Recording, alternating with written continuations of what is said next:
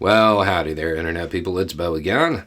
So today we're going to talk about the wages of freedom and what freedom really is. Because that's a term that in the United States, that gets thrown around a lot. But when you ask people, what does freedom mean to you? Most times they really can't answer.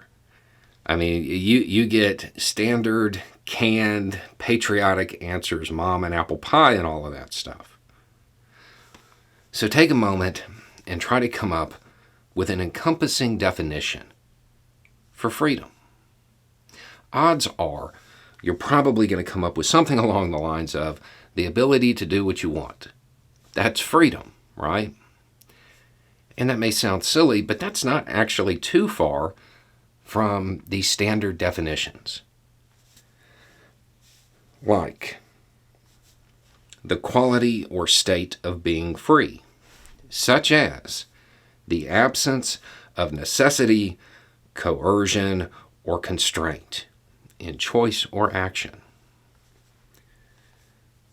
So if you need to do something, if you have to do it, if you're coerced into doing it, if you don't have a lot of options, you're not free, right? What does it take to be free in the land of the free, the home of the brave and all that stuff? What does it actually take to be in a situation similar to that, where you don't need to do whatever it is you're about to do? You don't have outside forces pushing on your decision to an extreme level, right? What's it take? Money, power coupons, cash, currency. In the United States, freedom is money, because that's the system that we have built. That's the system that we have let get way out of hand. If you don't have money, you're being coerced. If you don't have cash, you don't have those power coupons, you have to get up and go to work even if you're sick. Because if you don't, you're going to be out in the street.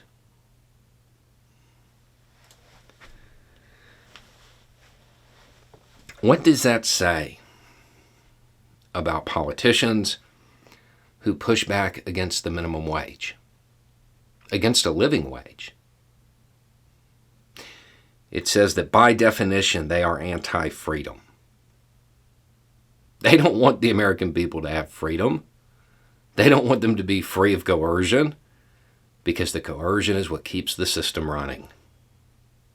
The coercion is what keeps those people on the bottom in their places. And if they had freedom, if they had more power coupons, they would have more options. And the more options they have, the harder they are to control, the more of a voice they have.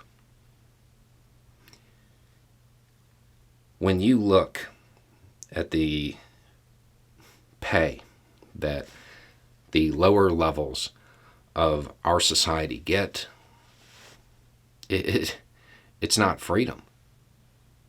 It is not freedom. They don't have a life free of necessity or coercion. That is their life. Their life is doing what they have to survive. And if you uphold that system, you are anti-freedom. There's no other way to frame it. The only attempt that people make in trying to justify this is, well, we live in a country that has the most opportunity in the world. We live in the freest country in the world. I don't know where they're getting these statistics.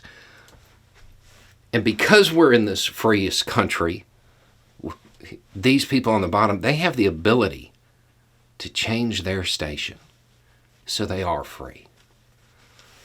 Right. That totally makes sense. So those people who currently live in objectively totalitarian countries, well, they're really free deep down because they have the ability to sneak out, right? They can change their location. So really they're free, even if they are constantly acted upon by the state through coercive means. You wouldn't buy that. Those people in jail, oh, they're really free because, their station could change. They could get an appeal or they could escape, right? And then because that possibility exists, they're free. The reality is changing your station in the United States, moving between classes in the United States, that is a rarity.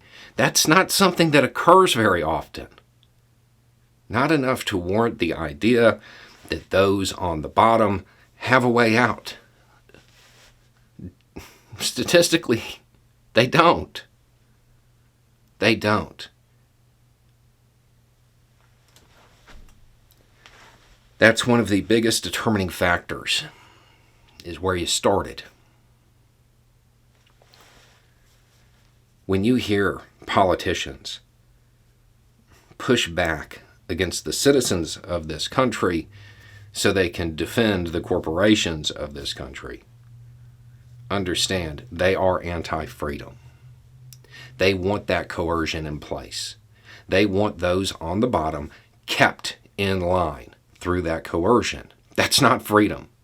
It's the opposite of freedom. They want them in a position that says, hey, I know you're sick and all, but you need to get to work because rent's due, or get out on the street. It's not exactly free. And that situation exists for a whole lot of people because the minimum wage in this country has been neglected. Because prices have gone up, profits have gone up, but those people on the bottom have been left behind because that is where those politicians want them. They want them in a position where they have no voice, where they don't have power coupons, where they can't influence change because those who are on the bottom of this system know the need for change the most.